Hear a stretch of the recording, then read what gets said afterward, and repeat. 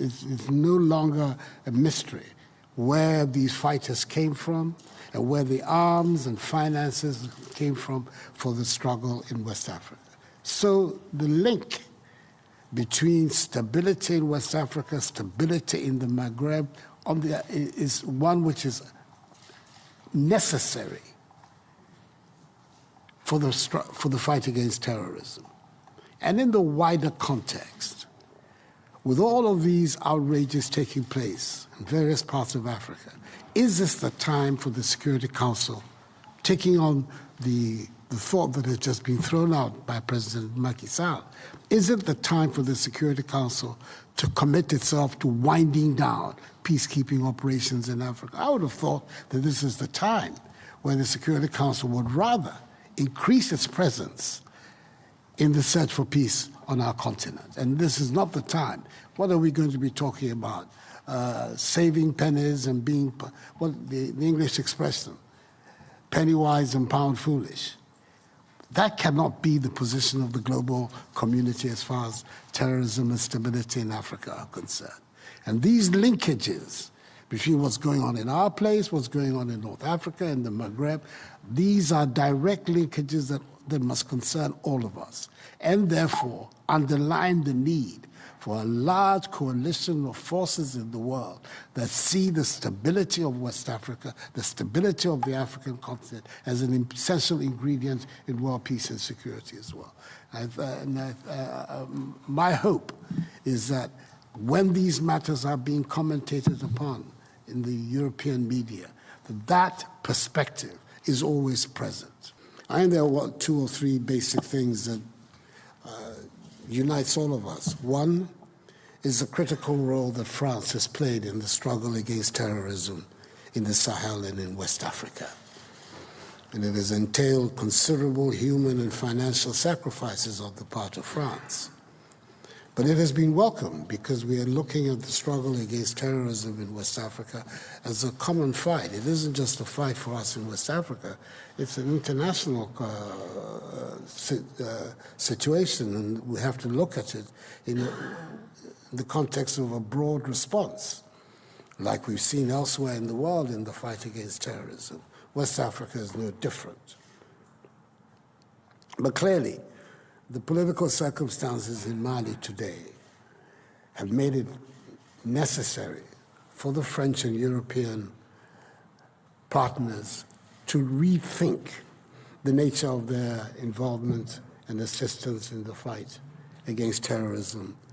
The epicenter is Mali, in Mali and the neighboring regions. We support this reformulation and the rethinking, but the decision essentially is that of the French and the European partners. That they are finding it difficult to be able to cooperate in any meaningful way with the authorities in Mali over the joint thing. All of West Africa, and this is the interest of ECOWAS, all of West Africa, including the coastal states, I refer here to Côte d'Ivoire, to Ghana, Togo, Benin, all the states in West Africa. We already know about the threats of terrorism in Nigeria with Boko Haram, but all of the states in West Africa are vulnerable to the penetration of terrorist outrages in West Africa. And we are therefore re-examining, together with our friends and partners, the manner in which we can respond most effectively to these emerging threats. That there is a need for a broad coalition of forces against terrorism in West Africa is indisputable. Well, our belief is that at the center of any successful initiative must be the primacy of the armed forces of the countries of the region.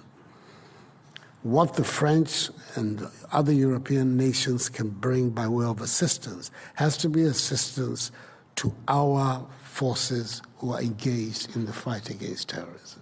And that is the whole purpose of the Accra Initiative that we originated in Ghana, to bring together the coastal states to anticipate the problems that are now before us, and do so by sharing intelligence, cooperating in joint border raids against terrorist cells in our areas and beyond.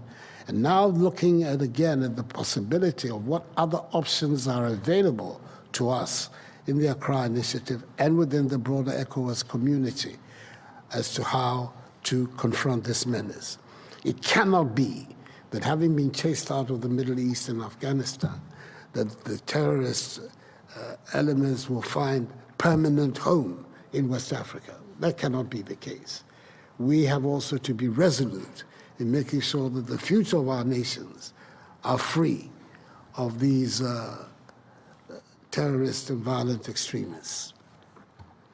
There is a fundamental determination of all of us within the ECOWAS community, and that is to construct a future based on democratic values. That is a fundamental principle that animates the protocols that link all of us in West Africa, a commitment to democratic values, to democratic legitimacy. And this is what has compelled us to take action in all the states which have now suffered unconstitutional changes of government, in Guinea, in Mali, in Burkina Faso, that we do not accept that in West Africa, within the ECOWAS space, changes of government will come through the barrel of the gun. The changes of government that will come that are legitimate and acceptable are those that are ordained by the people through free and transparent elections, through the ballot box. And that fundamental commitment is what shapes all of ECOWAS's policies within the community and in the response. But as we're here, basically, it's